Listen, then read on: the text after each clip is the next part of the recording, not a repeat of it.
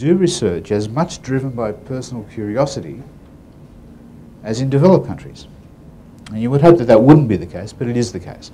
The research that scientists do in developing countries is as much driven by personal curiosity rather than any objective to their research producing innovations and outcomes that will have economic impact and make a contribution to the development of their nation. That's not so. So that needs to change in developing countries. In developing countries, universities and scientists need to be encouraged to do research that is more meaningful in terms of contributing economically. Research that goes beyond being driven by curiosity, research that is more applied, more industrially relevant, research that can have commercializable outcomes, outcomes to use, very quickly the same list we had earlier, outcomes that can produce technologies that can be the foundation of new businesses that will employ people, new businesses that will sell new products and services, that will provide employment, new businesses that will export and provide export revenue, new businesses that produce income that therefore results in increasing the tax base and all those positive things that we said earlier. Policy intervention is needed in developing countries for that to be achieved. You can't just simply tell the scientist, whether in a developed country or a developing country, you can't just simply tell them, do research that is more industrially relevant. They're not going to pay any attention.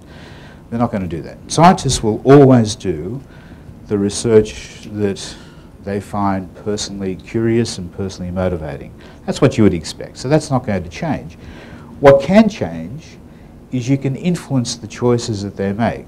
Policies that have as their objective having scientists choose to do research that is more industrially relevant, choosing to do research that is more likely to be research that can be the foundation of a new business, to sell new products and services, to earn revenue, to employ people, to increase taxes. Well, again, all those positive things that we talked about earlier. So the challenge that universities have, or amongst the challenges that universities have in developing countries, is to identify policies that will motivate scientists to choose to do that type of research rather than just simply curiosity-driven research. Policies that perhaps have been considered and adopted in other countries. Policies that with some modification, with some adjustment, with some customization, can be policies that can then be imported into one's own country and be made to work in one's own country to encourage scientists to make that choice, freely make the choice to do research that is more likely to make a contribution to economic improvement. I mentioned the article by the Indonesian authors that was the catalyst for making some of these comments today. This is it. The point that was made in this article was that universities in Indonesia lack an innovation culture. It's not what you would expect. You would hope that universities, which is where research is, that this is where an innovation culture should exist. That's what you would hope. But that's not what these authors said. This was the paper. If you're interested in looking it up and reading it, this was the paper. Putting a Technology Innovation Culture to Realise Indonesian Vision 2025. And they're the names of the authors. As I say, it was only written earlier this year, a few months ago, and presented in Hong Kong. The authors make the statement that universities in Indonesia should be making a greater contribution to innovation that can produce economic benefits, that can make a contribution to economic development and economic improvement. Indonesia Vision 2025 is an ambitious plan that Indonesia has over the next decade to become a developed nation. And again, if you're interested in some of the things that they say in that objective, you can read that snippet. Amongst the things that this Indonesia vision has stated, and of course they stated many things, but amongst the things that they say they're going to do to achieve that objective is, of course, to strengthen the national innovation system and making the economy more innovation driven. And these authors challenge the universities in Indonesia to do that. They say that in Indonesia, universities should be places where innovation takes place, where new ideas emerge, innovation occurs, new science and technology takes place, science and technology that can produce new businesses and produce these benefits that we've described. But sadly, they say that that's not the case in Indonesia. I don't want to single out Indonesia and say there's something wrong with Indonesia. That's not the case. what's happening in Indonesia is representative of what's happening in other developed countries. Other developing countries. Other developing countries in ASEAN, but as well other developing countries elsewhere in the world. There's nothing particularly different to what's occurring in Indonesia to what's occurring anywhere else. Indonesia is just the example that happens to be the subject of that article. And what that article is basically saying is that universities should be making a greater contribution to economic improvement, and they should have the capability to do that. They should be more focused on the contribution that we're speaking about, and government should be doing something to intervene to create policies to do that. But it's not just the role of universities to do that, of course. Responsibility does not rest solely upon universities to be innovative and to produce new products and services up to the point of these new products and services being at the point where they're ready to go to market. There's a role for industry and companies to do that as well. The article has this graph, by the way, which I included in the slide. The article describes the role of universities, the contribution that they can make, the contribution being an innovation ideas bank was the terminology that was employed, a technology incubation role, a technology prototyping role, therefore leading to a business startup. And you can see from the article, they've got, or from the graph, they've got the role of universities encompassing these three: innovation development by acquisition, innovation ideas bank, technology incubation, technology prototyping, suggesting that this is the contribution that universities can make to lead to a business startup that then is going to help achieve Indonesian Vision 2025. But that's perhaps not stressing enough the role that companies have, or should have. You know, universities need to partner with companies. Universities cannot do all the product development, all the product invention, then the product development to take a product all the way to being ready to go to market. They can't do that. They need companies to contribute to that process as well. Universities have the expertise to do the research part of R&D, but companies have the development expertise to do the development part of R&D. And as a rule, universities do not have development expertise. Their expertise lies in doing other things. They have the capability to do research, to experiment. They have that capability. They don't necessarily have the capability to develop right up to the point of being ready to go to market. Again, some observations that I've seen in developing countries, you see a university has developed some IP, the Tech Transfer Office then goes out to seek an industry partner to partner with to take this IP further and into the marketplace. They're looking for a licensee that has the capability to do the D phase of R&D, to manufacture, market and sell products. But then the company turns around and says, this looks wonderful, this science you have looks wonderful, but it's not ready to go to market. Come back and tell us when you've got something that's ready to go to market. It's very sad when you hear this, because it's demonstrating the other problem in developing countries. The other problem being that companies in developing countries don't necessarily have the risk-taking perspective that exists in many other parts of the world, where there is a greater receptiveness and embracing, perhaps, of taking risk and contributing to the development part of the R&D. Companies doing that. That needs to be addressed as well. Again, there's market failure. Governments need to step in to encourage industry to play a greater role in partnering with universities, so that they together, as partners, using that word again, can together achieve the objective of taking innovation to the marketplace. So again, policies that foster these things, risk-taking, entrepreneurship, innovation, they need to be considered by government. And again, government needs to consider, of developing countries, need to consider, what do other countries do? What have they done successfully?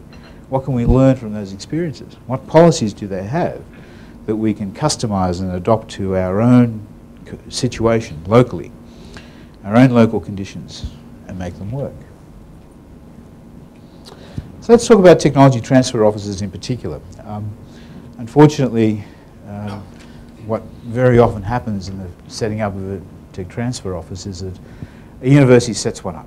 There's an expectation that the university has an office that will facilitate tech transfer, facilitate engagement with industry, facilitate licensing. So they set up an office. They appoint somebody to head the office. And then they expect things to happen. and become very disappointed when nothing happens. The Tech Transfer Office does nothing. It's inactive. It doesn't do anything. It doesn't attract industry engagement. It doesn't grant licenses. It doesn't earn commercialisation revenue. This becomes a great disappointment to the university. The university sees that this office is now a cost rather than something that generates benefit. It's actually a cost. It becomes something that disappoints the university enormously because the university is getting no benefit when it was expecting that there'd be benefits. No benefit to the university, no benefits to the national economy either. Sometimes the conclusions reached that a tech transfer office is not justified. Universities sometimes have that view. And as a result of having that view, they don't properly resource the office, they don't properly support it, they don't properly equip it to enable it to do its job. It's a little bit unfair upon a tech transfer office for this to happen. To just simply set up an office, give somebody the task of setting up an office and invent how to go about this very important job is unfortunate, but that's what happens. They're set up with very little guidance. They're set up with no idea or a very blurry idea of what the function of a tech transfer office is. The university doesn't really provide any support. It just says, this is your mission, go out and achieve it. But there's very little support. There's no platform that the tech transfer office has in the developing country to actually know what to go out and do. They don't have an operational plan.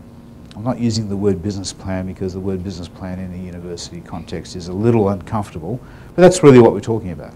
Every operation needs a business plan, which we'll call an operational plan to be respectful to universities. They need an operational plan, what they're going to do and how they're going to go about achieving it. They need operational processes and protocols. They don't have any of these things. They don't necessarily have leadership that understands what the TTO's mission really is, nor an executive staff that really have the skills to do this. And they don't always have the financial support. TTOs in developing countries very often don't inform themselves about best practice. Or if they do inform themselves about best practice, they go out and look at what leading universities, the Stanfords, the Harvards, the MITs, the Cambridges, the Oxfords, they look at what they do. They don't necessarily assess what they do and evaluate what they do and decide what are the things that we can learn from here. They just try to import what they see others do. Try to import this and perhaps import indiscriminately, making some assumptions that are really not warranted. What may work at the Harvards and the Stanfords and the MITs and the Oxfords and the Cambridges, they work there because in those countries there's a particular legal system, which is not necessarily the same legal system in the developing country. The laws are different. There's also a different culture. I mean, Americans, for example, are very entrepreneurial. On the entrepreneurial scale, Americans are just so far at the extreme of entrepreneurship. One thing that translates into is risk-taking. Americans are great risk-takers. Because they're so embracive of the notion of taking risk, they do take those risks. And being great risk-takers, they also have great benefits that arise from the enormous risk-taking that they undertake. That's not necessarily so in other countries. That's not necessarily so in developing countries. Which means you can't just simply copy what other people do and say, they do it, they're successful, therefore that's what we must do. That doesn't happen, but those questions need to be asked. You can't just indiscriminately copy best practice from others and presume that because it works there, it's going to work here. That's not necessarily going to be the case. The TTO needs a university to understand what its real role is, what its real function is. A very basic expectation that universities have is that a university is going to grant licenses, earn royalties and make lots of money. But that's not really a very fair expectation upon universities. The question should not be asked of a TTO by the university, did you make money last year? Let's see your profit and loss account. Is it in a black or is it in a red? That's an unfair question upon a university. It's an unfair question or an unfair manner upon which to assess the performance of a TTO and whether it's succeeding or not succeeding in its mission. To make money is a good thing because if the TTO does make money, then that gives the university cash to do good things. But that's not necessarily the criteria whether the TTO is achieving its mission. The reality is that it takes years for a technology transfer office to earn money. The average time of a license, or rather the average duration of a license from the time that the license is granted to the time that it earns its first royalties, if it's in the biotech space, is 8 years. If it's other than biotech, it's going to be anything between 2 and 5 years. So to set up a TTO and then in the first year say, let me see your profit and loss account and expect a profit is an unfair expectation, and therefore it's also an unfair criticism of the TTO to say you're not doing your job. The fact is that they may well be doing their job, it's just that it doesn't show as a financial profit, and it may not show as a financial profit for many years to come. But the real question is the TTO doing things that enable the transfer of technology, the transfer of innovations from the university in that developing country to industry in that developing country, so that these objectives that we're talking about can be achieved. New businesses being set up, new businesses that provide employment, new businesses that earn export revenue, new businesses that enable a greater amount of tax to be collected so that the developing country has more money to do good things with. So tech transfer officers need help. They need some assistance. Tech transfer officers in developing countries need help to achieve their mission, play the role that they're seeking to play. There's much more to it, as I say, than which occurs so often in developing countries. The university says, yes, we need a tech transfer office, and they'll nominate Professor X. Professor X, you're now going to be in charge of the tech transfer office. This poor professor knows nothing about tech transfer, knows nothing about relationships with industry, knows nothing about engagement with industry. It's almost setting up the tech transfer office to stumble. That's what's such a shame sometimes. As I say, it's very unfair to do that to a tech transfer office.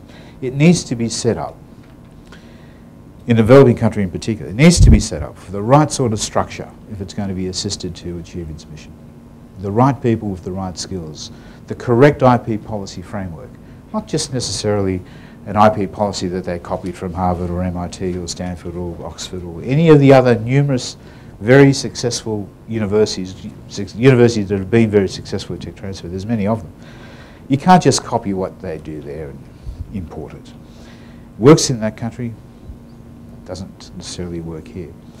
They need an operational plan, a plan that will set out what it is that they need to do to achieve their mission. They need processes and procedures, the how to go about achieving what their operational plan says. And they need the right key performance indicators, the right KPIs. KPIs based on a profit and loss account is an unfair way to judge the performance of a tech transfer office. But then in a developing country, there are additional challenges that a tech transfer office has. The additional challenges are that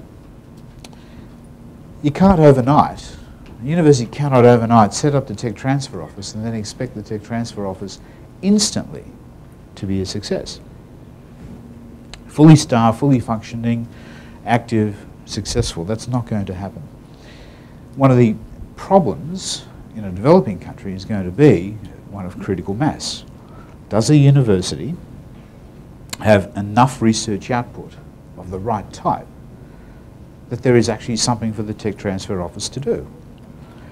If we have a university in a developing country still mostly doing research that is curiosity driven, that's not going to happen overnight. That's going to take time for policies to be implemented and the implementation of those policies to make an impact, so that there is a choice that scientists have to do research that is less curiosity driven, more driven by being industrially relevant.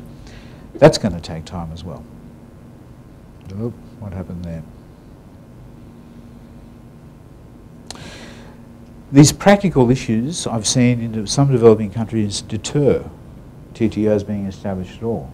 Because when you start to think about the challenges that a TTO in a developing country is going to have, these challenges seem so hard to overcome, and the practicality of a lack of critical mass and other practical things deter tech transfer offices being set up. So that's another problem in developing countries. You don't set up the TTO in the first place because you think it's going to be a problem. how could a developing country actually address this? Well, one way of addressing it is perhaps not to set up one tech transfer office for each university, because some of the things that we've been talking about actually are correct. There will be challenges to each university having its own tech transfer office. Instead of setting up one tech transfer for each university, why not set up one tech transfer office for a group of universities? One tech transfer office that is the hub of this hub and spoke model, that is the hub where it's centrally located, it's where the main work is done, it's where the main skills reside. But then you have an individual located at each university campus that is part of this network in the hub and spoke model. And this person has an important role to play. They're the liaison between that university or that campus and the tech transfer office. They're the person that has the ear to the ground, that knows what the science is that's taking place at that campus, the science that can be identified to enable that science to be commercialized. They're the person that can also create opportunities. We'll talk a little bit more about that in a moment. The person that can create opportunities for that university at that campus. This tries to overcome some of the problems that we've been talking about of location, of each university in a developing country trying to have its own TTO, acknowledging the challenges of being able to do that.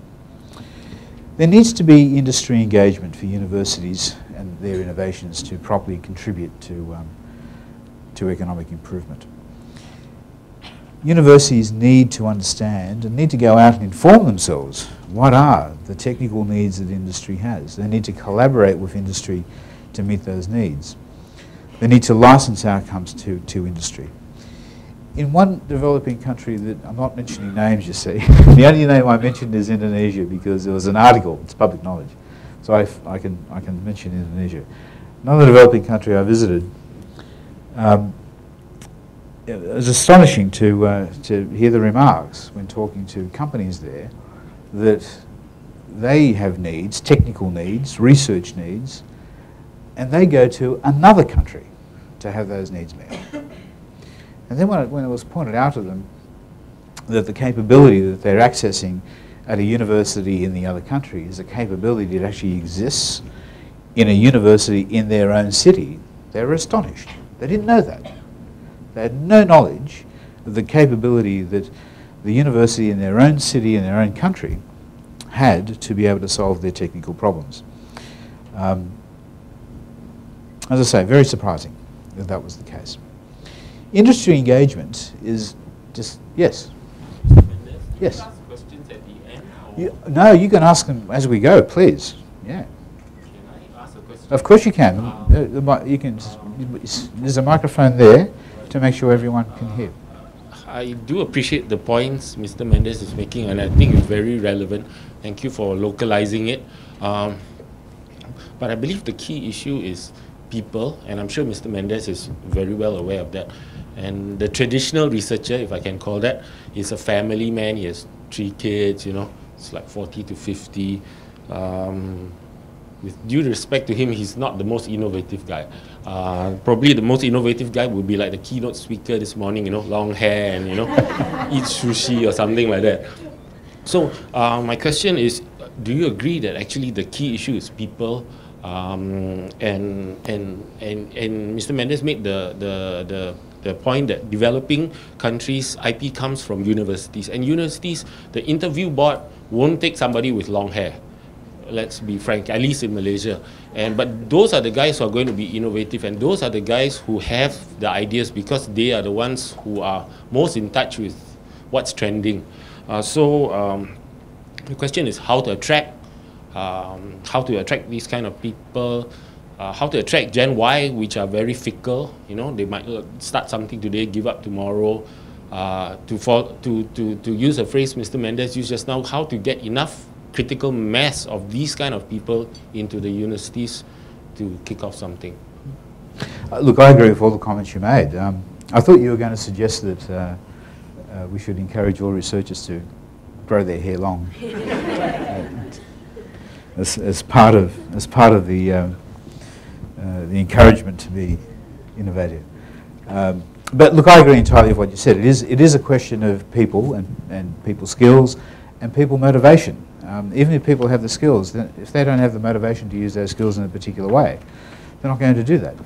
Look, an ecosystem relies on many, many things. I mean, one of the points I made was that, you know, we have people that have skills, they have research skills, they have skills to experiment, they have motivation to do those things. But they're not doing the sort of things that contribute, that enable science and technology to make a contribution to economic improvement. The skills are there, but they're not using those skills in a way that would contribute to economic improvement. Getting more people with more skills to use them in that way is one way of dealing with it.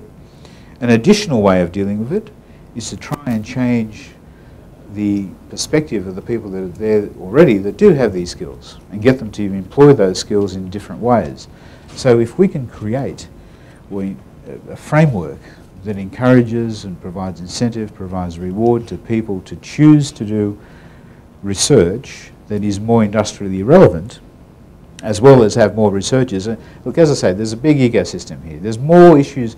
If we were to have to go through a list of the things that a developing country can do to improve the contribution that science and technology can make to its economy, to its economic development, we would have a very, very long list of things. So many things that could be done. You know, starting at schools, starting in the primary school system, we could do things. And I'll give you one example, and I'll mention it, it's in Sri Lanka. A very innovative program where they have a program where they go to primary schools and secondary schools. And the idea of the program is that very young children participate in games that promote logical thinking, that introduce them to science and scientific principles, that promote thinking in a particular way, give them an interest in technology, an interest in science, an interest in innovation, an interest in all the things that we're talking about, right from a very young age. And the hope is, or the demonstration is, because what happens in Sri Lanka in relation to this program is, I understand, a copy of something that has been happening in Japan for a very long time. So the Japanese have been doing this much longer. But what they're hoping to achieve in Sri Lanka is exactly the same thing they've achieved in Japan. Namely, that have more people choosing to do science when they leave school and go to university. And if you have more people choosing to do science, then hopefully you also have more people choosing to do research that is more than curiosity driven, but maybe industrially relevant. This is all part of the great big ecosystem. But look, at the end of the day, the point you've made is absolutely correct. It's, you know, a core is people. You know, to change people's behaviour or change their preferences and change what they do, you need more than just to tell people to change. You actually need to provide other parts of the ecosystem to do that, whether it's policies, whether it's giving them the right sort of access to labs or the right sort of access to laboratory equipment, whatever it is. It all works together. But at the end of the day, it is people. They're very, very core. I have a question. You know the hub and spoke model you talked about. Have you seen it work? Not in a developing country, I haven't seen it at all. So I've suggested it a few times, but it takes time to... Is that something that's happening in Australia? Not, sort of is the answer. It doesn't quite happen in Australia the way that I've described it, because in Australia, universities in Australia either have critical mass, or they think they do, so they don't implement a hub and spoke model in the way that I've described. But there are some things happening. Well, one thing in particular has happened in Australia that was the genesis of that suggestion, and it's a suggestion that I think a developing country could perhaps consider using, because it seems to solve so many of the impediments that they have of not having critical mass, not having skills, not having the number of people with skills, not having the critical mass to employ the number of people with skills. But it tries to address a number of issues. Perhaps it may occur yet. Look, in developed countries, the evolution that's occurred from curiosity-driven research to research that's more industrially relevant, and the evolution that's occurred where universities engage with industry has occurred over a very long period of time. It's taken decades. If I think back, I've been doing this for a long time. I think back, I can remember the days when universities and industry just simply ignored each other. You would have to proactively go out and drag a university to consider having a relationship with industry. You'd have to drag a company to consider having a relationship with university. You'd have to grab them by the scruff of the neck and make them talk to one another, because they largely ignored each other, completely ignored each other. And then they came about to actually, acknowledging each other's existence. They found out that each other existed. They started experimenting with relationships with one another, until the point is now reached where there are universities that embrace relationships with industry, and there's companies that embrace relationships with universities. But that's a process that in developed countries has taken decades. Developing countries can't afford to wait that long. Developing countries can't wait decades for this sort of evolution that I've described to occur organically or occur naturally over time. It needs to be something that occurs much faster, which therefore means that there needs to be policy intervention. That's what happens when things are not working. When there's not working, and the market's not working, you need policies to intervene. You need policies to encourage scientists to engage with industry, to encourage scientists to do the sort of work that is more relevant to industry, rather than scientists believing that industry is the dark side, which is what scientists in the past have thought, which is not quite true. And rather than companies thinking that universities are lofty and impractical and have their heads in the cloud, which is not quite true either. Rather than people thinking that, we need to engender an ecosystem where these things will occur, where people have a willingness, perhaps even a passion and enthusiasm to engage with each other to do these things that we're talking about. Again, the challenge is, let's not have a hit or miss approach of trying an idea, seeing if it works. Let's look at what other places have done. Let's look at what other places have done successfully. What have they done that we could consider doing with some adjustment? And we can never, I'm a real believer in this, you can never just copy what other people do. If you copy what other people do, where your legal system is different, where your culture is different, where your environment is different, it's not going to work. You need to adjust it, you need to customize it, you need to localize it for it to work. TTOs, just to connect some of these things together, TTOs have an enormous role to play in industry engagement. In fact, this is really the main job of a TTO. The main job of a TTO is to engage with industry. Most TTOs think that their job is sit back and wait for an invention disclosure from a scientist. Once they have that invention disclosure, make some sort of assessment of it, apply for a patent, and then wait for somebody to come along expressing interest in a license. This is like the shopping mall model, where you simply have a shopping mall of IP and you wait for somebody to come along and choose it and say, yes, I would like a license to that. The shopping mall model doesn't work. It doesn't work in developing countries. It also doesn't work in developed countries either. This is a very passive way of tech transfer, and it's why a lot of tech transfer fails, to have that very passive shopping mall model. It's very hit or miss. Tech transfer offices, especially in developing countries, need to be very proactive. So what do they need to do? Well, they need to match the capability of a university with a company's need, with the industry's need in their country. And that matching that they need to do will create opportunities. They'll create opportunities where companies can employ the technical expertise that exists in universities, the research expertise that exists in universities, and therefore the ability of scientists and universities to innovate and to create IP.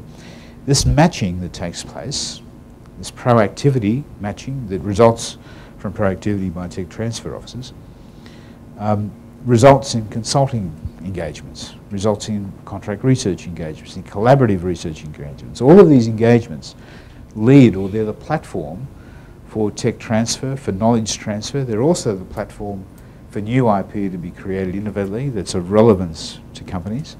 It's also the platform for licensing to take place.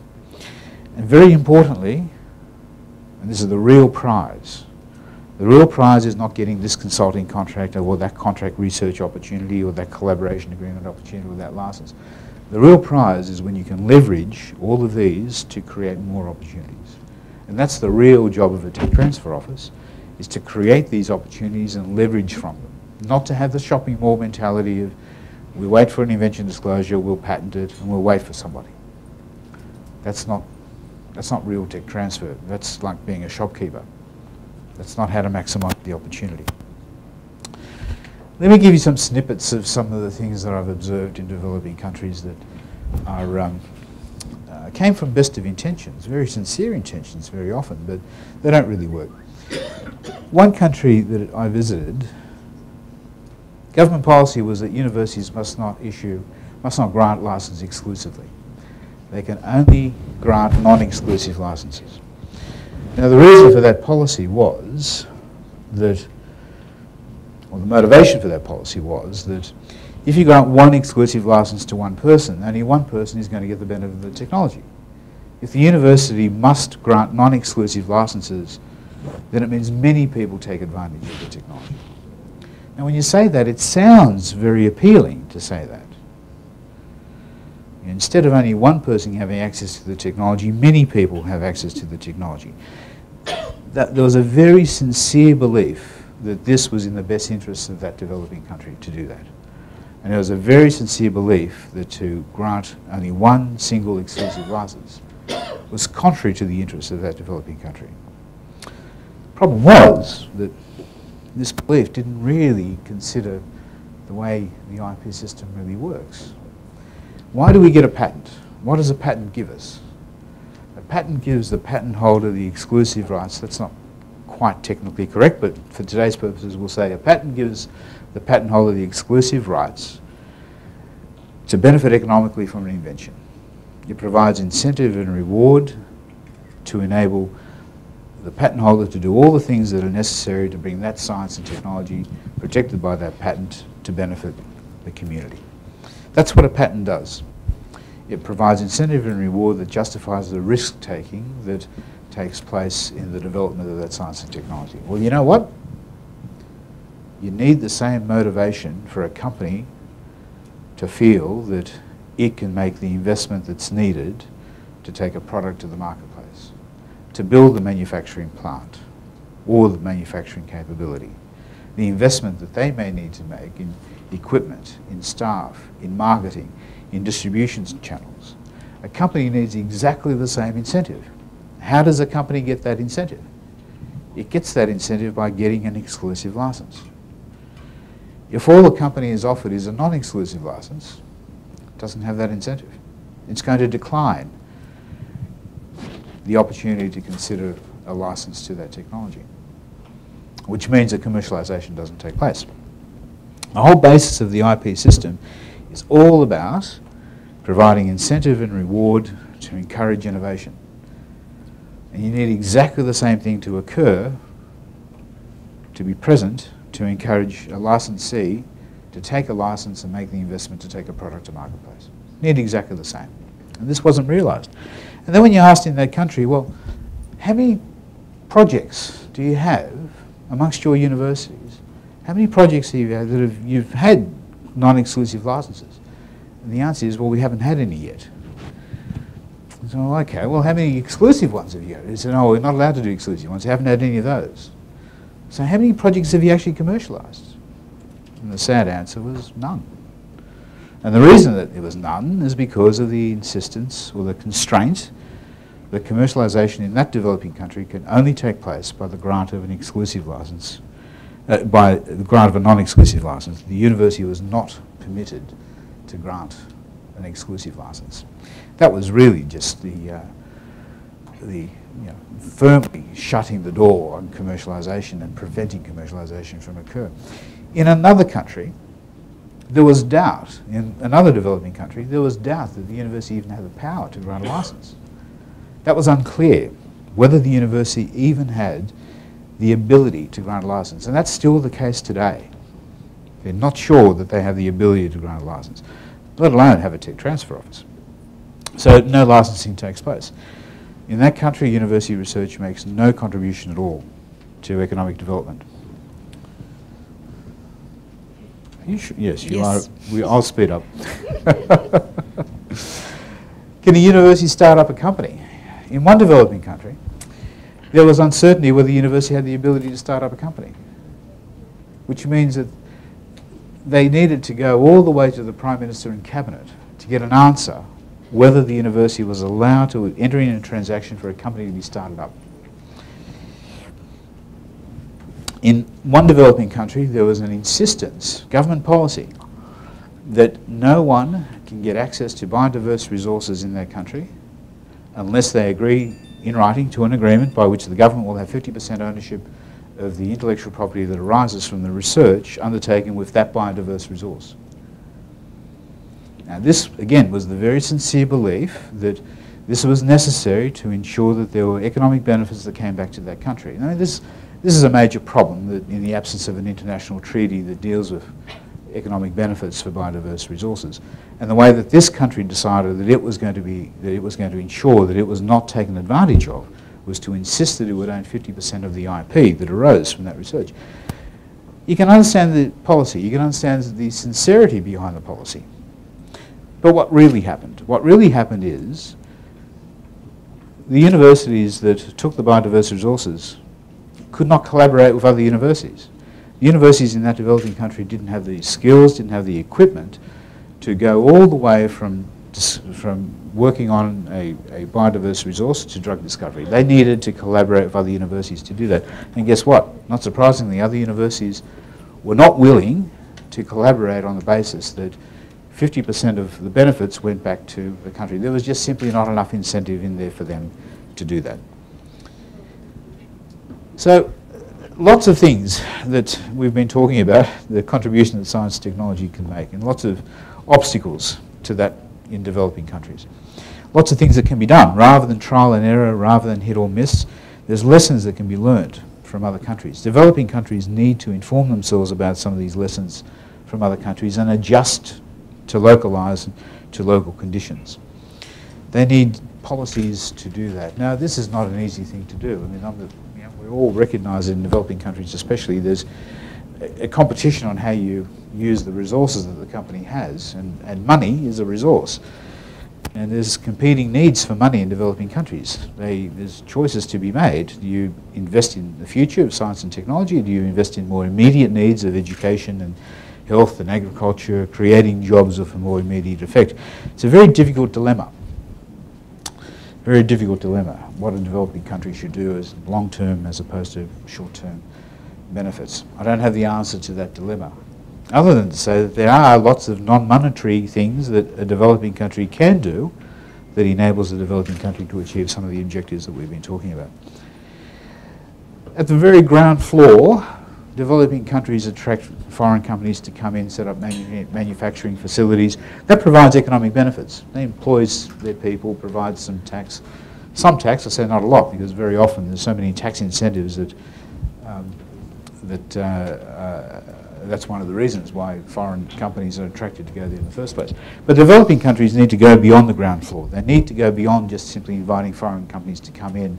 They need to innovate themselves. They need to innovate to their local conditions, to their local environment, and to their local needs. And they need to innovate to produce much greater, potentially much greater benefits in their own country.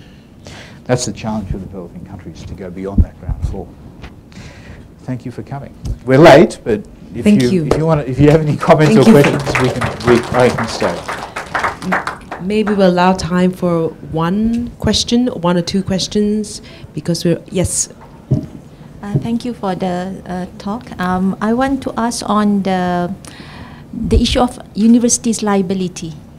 When university license out, enter into collaboration agreement and whatnot, there is the possibility of liabilities being shouldered by a university. So do you have any models that you can share with us? Because currently in Malaysia, many universities have their holdings, a company, to shoulder all the liability of the university. But then because of the company does not actually go out as expected, so universities TTO then enter into agreement on behalf of the university itself. So liability is there. So what's your view? Look, I've been a lawyer for 32 years, so for 32 years, and mostly for universities, companies, many companies as well, and countries, but for a lot of universities. I understand the problem you've described. The risk of liabilities to universities arising from commercialisation are more theoretical than real. And I say that quite honestly. They're more theoretical than real. If you were to ask has anywhere in the world, not just Malaysia, but anywhere in the world, a university ever being sued for product liability because of something that went wrong with their technology? How many times, what's the number? What do you think the answer is, the number? Anywhere in the world, including the United States, the most litigation-prone country in the world, how many times do you think a university has been sued for product liability anywhere in the world? The answer is 0. It just has not happened. So that's not to say that there are not risks that universities need to consider. There are risks that they need to consider, but those risks are not product liability risks. In other words, the biggest fears that universities have are perceived. They're not real. They're entirely theoretical. And I think some of the things that universities do to try to manage these perceived theoretical risks deter commercialization or are an obstacle to commercialization, and they're not necessary. And that's my view as a lawyer. You agree? Good. Thank you, Philip. Philip, you'll be around for lunch. I'm around. All right. So if any of you would like to see him one-on-one, I'm sure he'll be around, and also during lunch.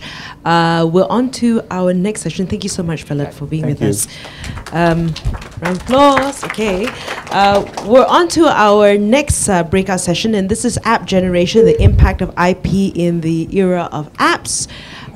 If you're due to another session, please do so. And for those of you who've just joined us, welcome. Please move up front.